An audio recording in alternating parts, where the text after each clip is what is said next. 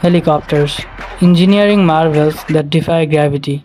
But how do they actually fly? Today we will know the science behind a helicopter flight.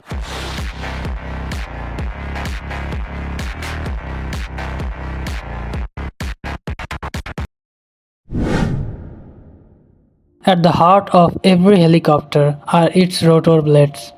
These blades are not just spinning, they are creating lift. As they rotate, they generate low pressure on top and high pressure below, adhering to Bernoulli's principle of fluid dynamics.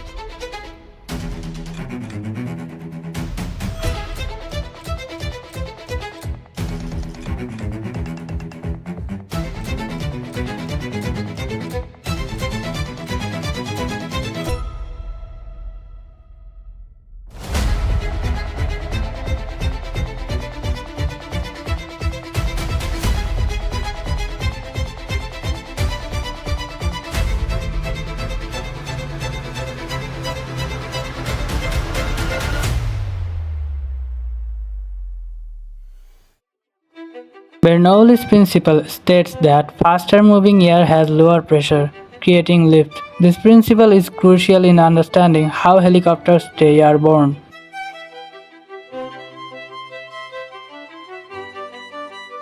Unlike airplanes, which used fixed wings for lift, helicopters use their rotor discs not only for lift but also for thrust and directional control.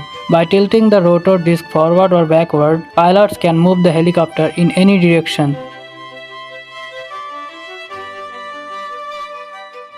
But what about stability? Enter the tail rotor. The main rotor's torque would normally cause the helicopter to spin in the opposite direction. The tail rotor contracts this torque, ensuring stable flight.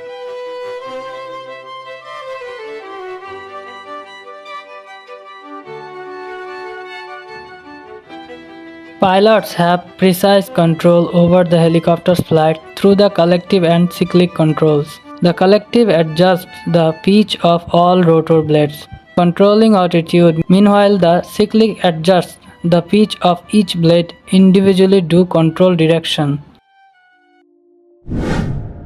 One of the most impressive feats of helicopters is their ability to hover. By finely adjusting rotor blade angles and speeds, helicopters can maintain a stationary position in mid-air, making them indispensable for tasks like rescue operations and precise landings.